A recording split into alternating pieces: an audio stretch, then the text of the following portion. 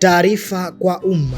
Kikosi cha Volunteer Zanzibar KVZ kinapenda kutoa ufafanuzi kwa umma kuhusu taarifa zinazosambaza kupitia mitandao ya kijamii na njia nyingine mbalimbali zikiwemo ujumbe mfupi wa SMS kwa kutumia nambari zifuatazo: 0689524854 au 077349861 na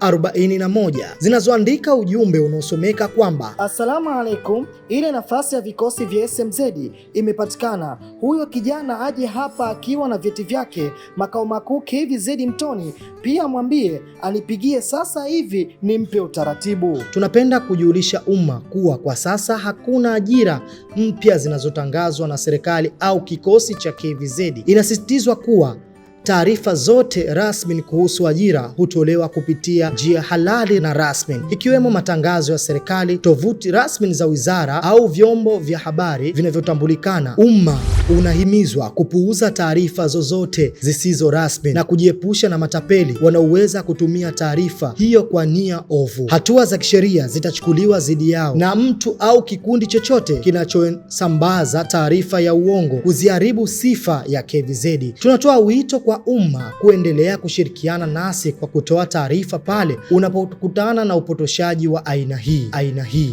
Imetolewa na msemaji mkuu wa kikosi cha Volunteer Zanzibar KVZ.